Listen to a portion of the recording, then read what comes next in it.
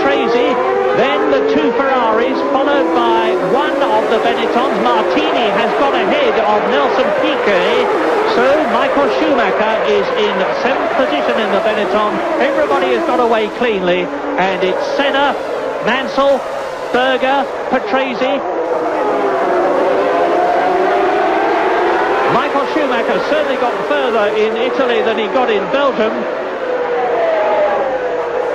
And across the line, Senna leads. Yes, and that really was a copybook start from Ayrton Senna, just what he wanted. And not a lot Nigel Mansell could do about that. But as we discussed earlier, this is a race where passing can be done on merit.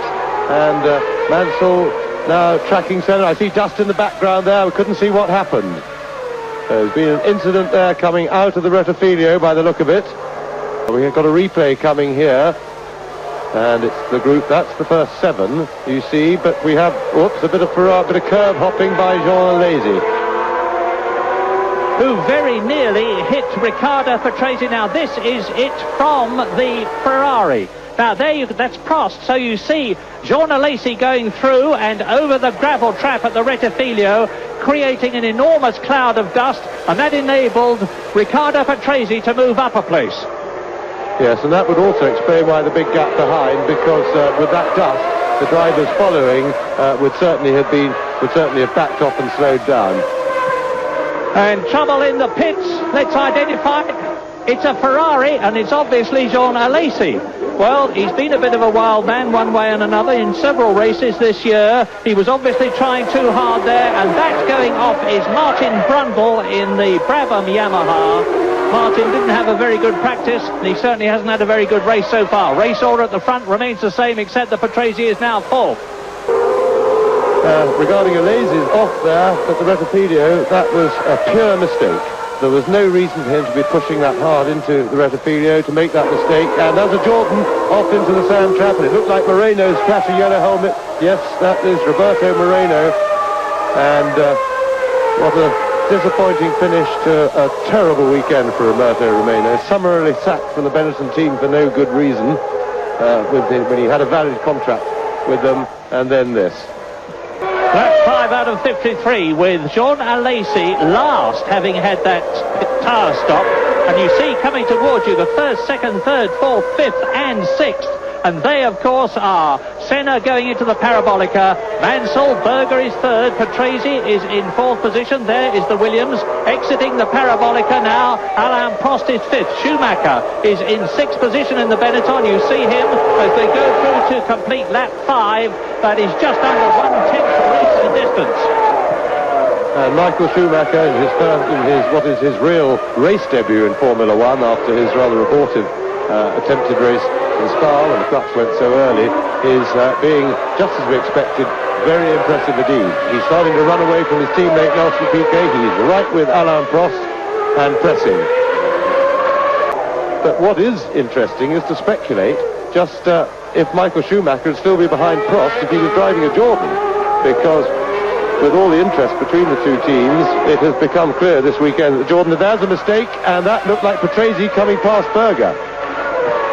Yes, and there they are. So, first Senna, 2nd Mansell. Riccardo Patrese, the Italian veteran, has moved in the 2nd Williams Renault up into 3rd position ahead of Gerhard Berger.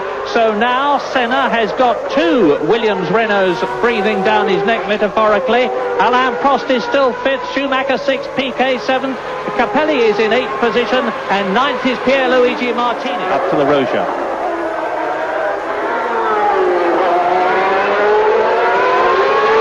And Schumacher is challenging now. Schumacher having a go at Alain Prost, and it looks to me as though he's going through. Well, no, he would have been overly brave to have stayed inside Prost then, because they enter their first Desmo pretty much flat.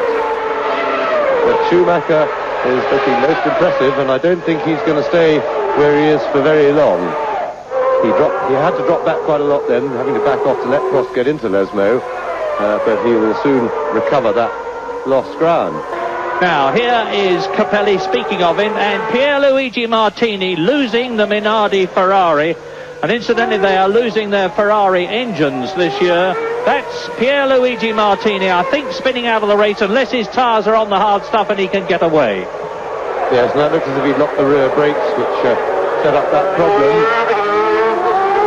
And Senna is coming under pressure from the two Williamses, but it's not so much that the Williamses have speeded up, funny enough, just that Senna at the moment is not lapping particularly quickly. And that makes me start to watch to see if he's got any sort of a tyre problem. Yellow flag just waving there, that'll be for Martini's car, probably still being removed.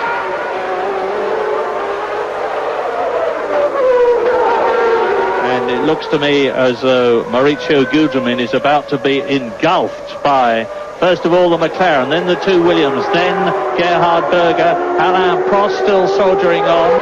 Now, two Williamses breathing right down Senna's neck, and well placed if they can get a good run through the Ascari chicane to get the toe down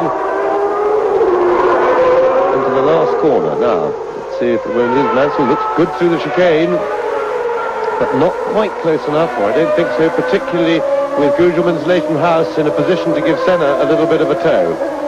And certainly the McLaren Honda seems very good in a straight line. They probably, for sure, McLaren have set their car up to be particularly good in a straight line with a view to that, rather than being absolutely perfectly quick around the corners. And the power of the Honda engine seems able to keep the Williamses at bay at the moment, but bear in mind it's being helped. There is Frank Williams, of course, watching on TV, and I think the back marker, yes, and Gugelmin, well, he got out of the way all right, that's one way of doing it. No problem with him blocking the leaders there. Here's a replay of it. Watch him. I suspect he may have been watching Ayrton Senna and Nigel Mansell in his mirrors as well. Anyway, he locks up, goes over the curb, goes on across the gravel, across the other curve, back into the race. Senna leads, Mansell second, Patrese third, Berger coming out still in fourth position, Prost and Schumacher. Now here's the replay.